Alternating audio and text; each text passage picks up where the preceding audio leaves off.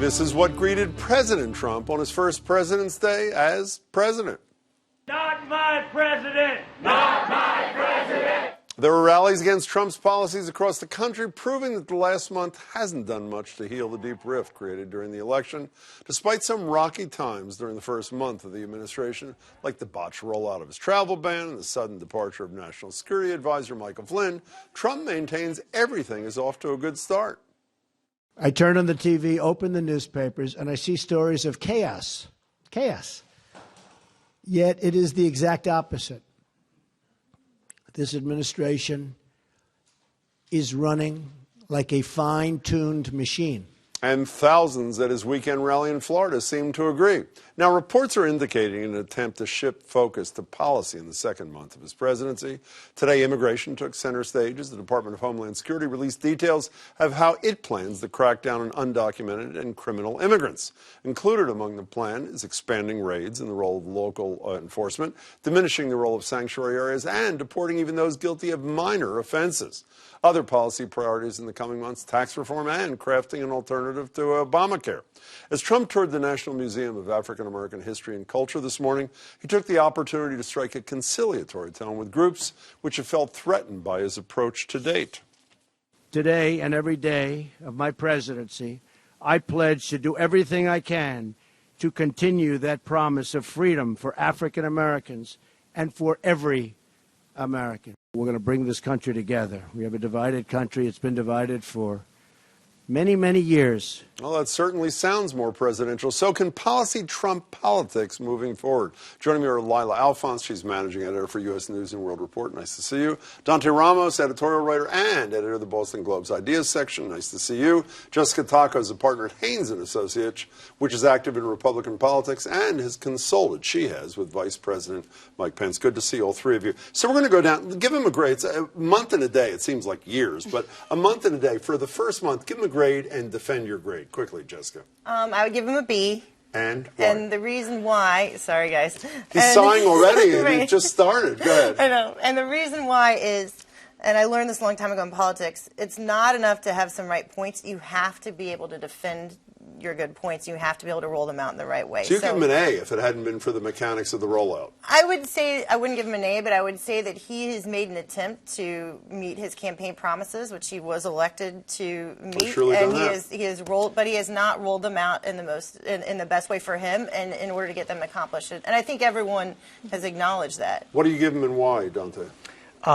I guess if I have to give him one grade, I'd give him probably a C+. I think the rollout has been chaotic. I think the filling up of the cabinet has been a little bit embarrassing. I think on the plus side for him, he's done a decent job of consolidating his support on the single issue that he ran on most, which is immigration. I think the fact that the rollout was a mess. Nevertheless, it was an over-enthusiastic and overzealous mess that, created a spectacle showing to his voters that, he wasn't going to suffer the details too much. Well, even on the cabinet, he got everybody except his labor guy, and then he named the replacement. Where do you? I'm surprised the grades are this high. I'd give him a C Why? because of focus and because of preparation. I mean, yes, he has signed a bunch of executive orders. He's kept a lot of campaign promises, which is good.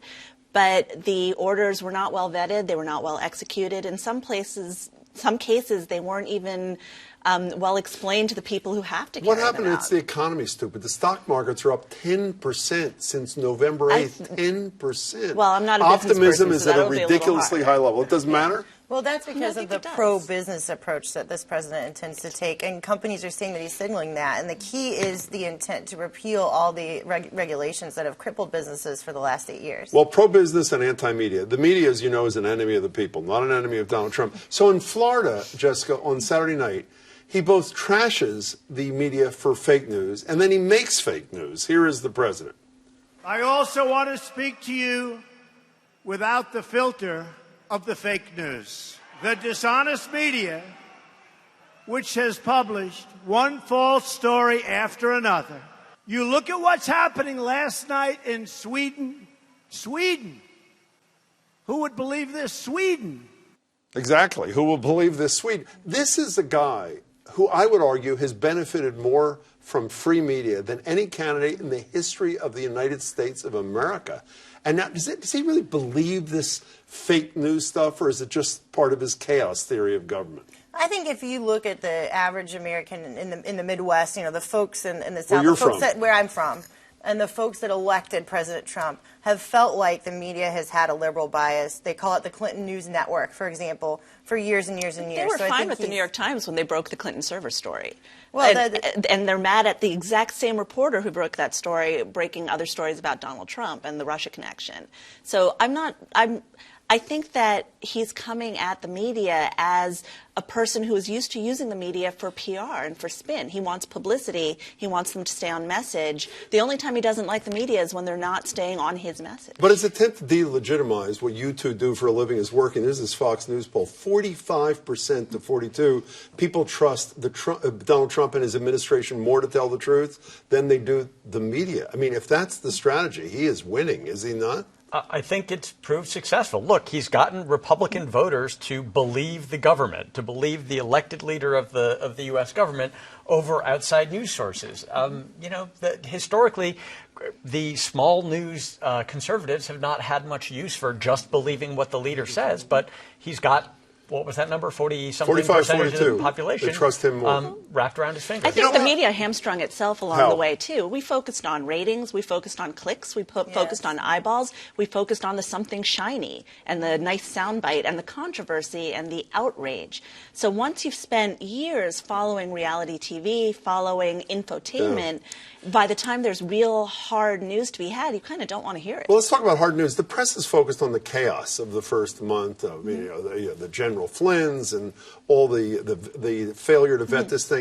If this guy files a tax bill, if he actually is able to file some sort of, I don't know what the R of the week is, repair, replace, whatever it is, for Obamacare, and even more so for Democrats, if he files $1 trillion infrastructure bill, all of that crap from the first month is going to disappear, isn't it, or is it? I don't know. I mean, I think one of the reasons you saw him doing a rally in Florida is that he has reached precisely the point in the presidency where people actually expect him to engage with the details of things that are actually fairly complicated. And the reason, like the things I just mentioned. Like the things that you just mentioned. The fact that he can, declare executive orders on immigration makes that relatively easy, despite all the complications that have come along.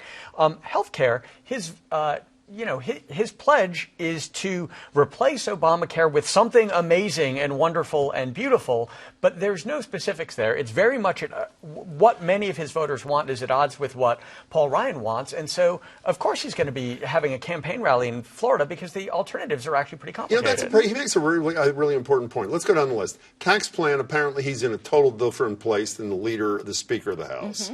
Obamacare, the conventional wisdom is nobody has any idea what to do with this in the Republican Party.